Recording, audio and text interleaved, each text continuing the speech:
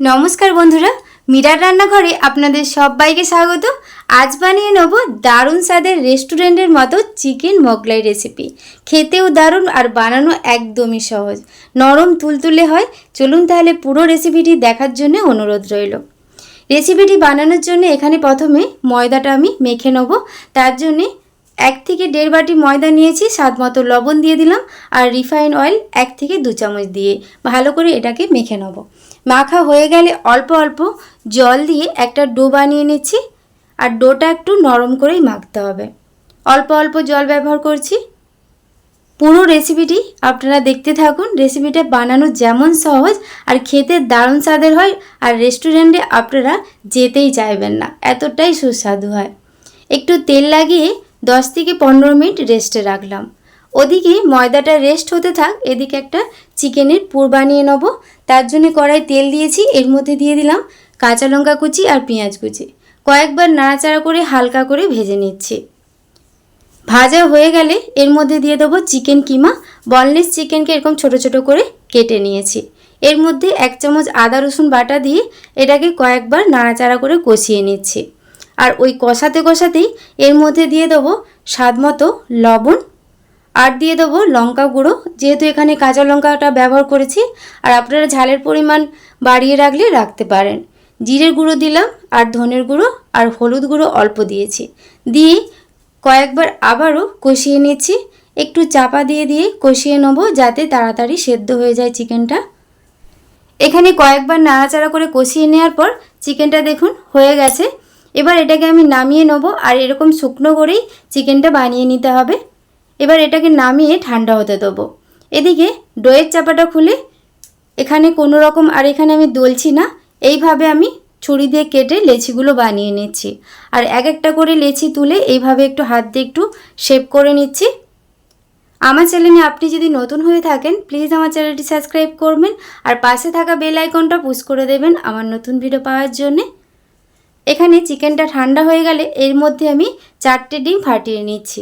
আপনারা ডিমের পরিমাণটা বাড়িয়ে বা কমিয়ে নিতে পারেন, তবে ডিমটা কিন্তু লাগবেই।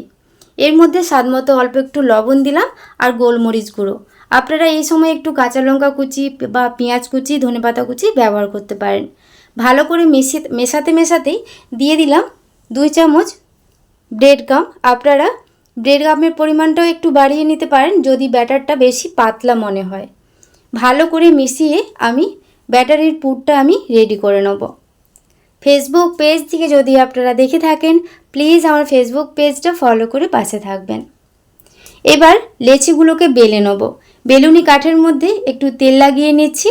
অবশ্যই কিন্তু মোগলাই পরোটা বানানোর জন্য এখানে তেল দিয়ে বেলতে হবে। এখানে কোনো রকম আটা বা ময়দা দিয়ে বেলা যাবে না। একটু তেল দিয়ে বেললে কিন্তু এই মোগলাইগুলো পাতলা করে বেলা হবে আর খেতেও ভালো লাগবে।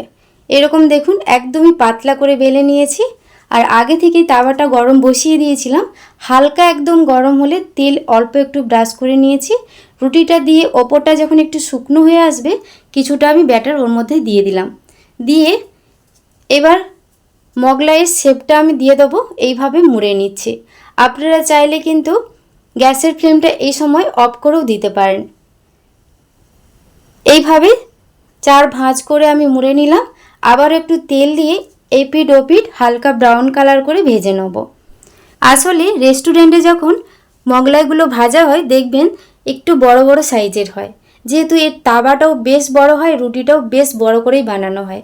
এখানে যতটাই তাওয়া মানে বাড়িতে যেইভাবে তাওয়াটা যেই সাইজের আছে সেইভাবে রুটিটা বানিয়ে এইভাবেই মোগলাইটা আমি বানিয়ে নিয়েছি। আপনারা আপনাদের পছন্দ মতো মানে এর থেকেও ছোট সাইজেরও বানিয়ে নিতে পারেন, আর তাওয়া যদি বড় থাকে এর থেকে বড় সাইজেরও বানিয়ে নিতে পারেন। এক এক করে মোগলাইগুলো আমি এরকম ব্রাউন কালার করে ভেজে নিচ্ছি। দেখুন কত সুন্দর হয়েছে। প্রত্যেকটা একইভাবে আমি ভেজে নেওয়ার পর প্লেটের মধ্যে নিয়ে নেব। তৈরি হয়ে গেল দারুণ স্বাদের চিকেন মোগলাই। আপনারা বাড়িতে একবার বানিয়ে দেখুন, তারপরে আমাকে কমেন্ট করে জানাবেন বাড়িতে আপনারা কেমন বানিয়েছেন। দারুণ স্বাদের হয়। আর আজকের এই রেসিপিটি আপনাদের কেমন লাগলো অবশ্যই কমেন্ট করে জানাবেন। রেসিপিটি ভালো লেগে থাকলে প্লিজ একটি লাইক কমেন্ট শেয়ার করবেন। এটা আপনারা টমেটো কেচাপ দিয়েও খেতে পারেন, আলুর দম দিয়ে খেতে পারেন বা স্যালাড দিয়েও খেতে পারেন। আর কতটা নরম হয়েছে দেখুন। একটা আমি কেটে দেখাচ্ছি। ভেতরটা দেখুন কত সুন্দর হয়েছে। আর অবশ্যই আপনারা কমেন্ট করতে ভুলবেন না, লাইক করতে ভুলবেন না। আজকের মতো রেসিপিটি এ পর্যন্তই। সবাই খুব ভালো থাকবেন, সুস্থ থাকবেন। ধন্যবাদ।